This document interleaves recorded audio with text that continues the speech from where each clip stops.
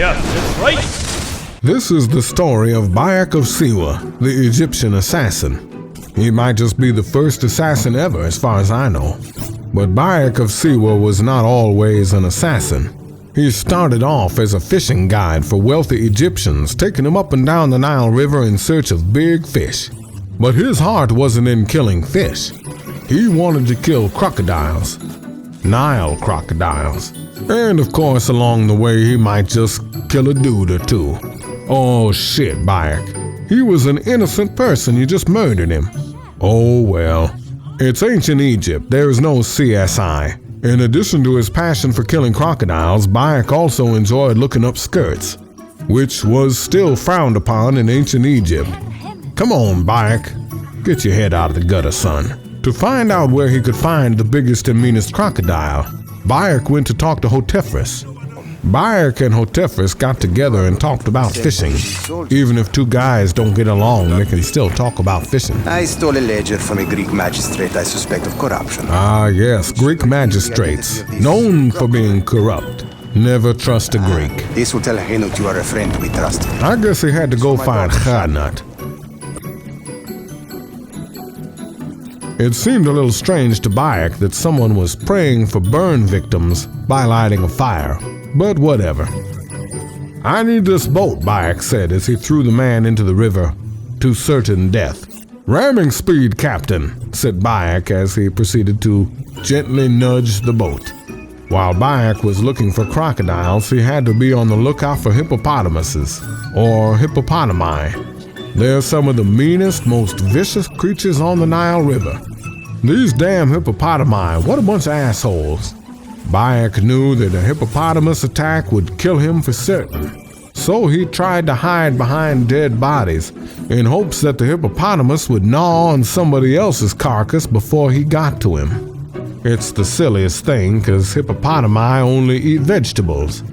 Bayek had to find that ledger if he was ever going to find the crocodile. So he sent up his canary Leroy to see what he could see. What a big ugly canary that was too. Henut? Yes. Well, that is a nice rack you've got there, Henut.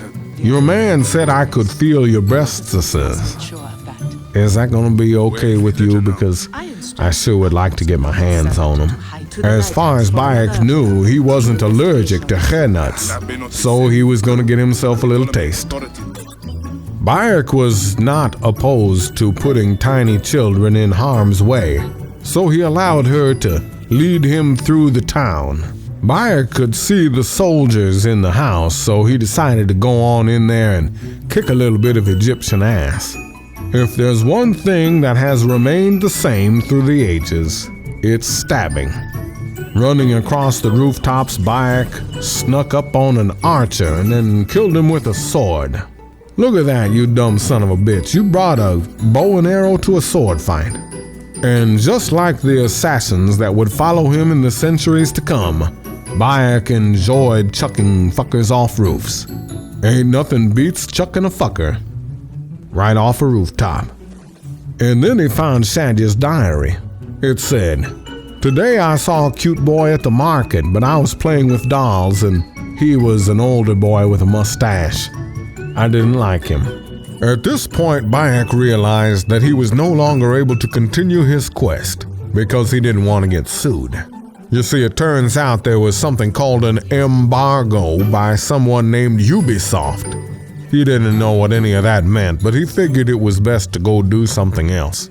So Bayek wandered through the streets of the city, sad because he couldn't catch the crocodile. But wait, that fella up there kinda looks like the crocodile. Let's go see what that priest is up to. Bayek didn't like bullies, especially crocodile head-wearing priest-ass bullies. Back away. The statues were lost. I didn't steal them. If the boy was telling the truth, he'd find his gold Sobex. Cause Bayek can swim like Michael Phelps. Stab! Slash! Aha!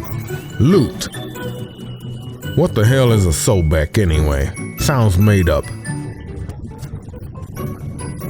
Bayek was right, the priest was quite odious. He smelled like a crocodile's butthole. Bayek believed in truth and justice. He was going to prove that boy's innocence. Now that shit was uncalled for. Cowardice. Crawl back into your desert hole. Oh, now he didn't. Bayek took care of that priest with one well-placed arrow right in his face. Then he took his body down to the smelliest part of the river and threw him in. I'm not sure what happened to the boy. Legend has it he grew up to be Moses. Had a bit of a speech impediment though from getting hit with that brick, but I'm not too sure about that. For celebrity impersonations and voiceovers, go to jasonsvoices.com and support the Game Society Pimps on Patreon. I know you want to.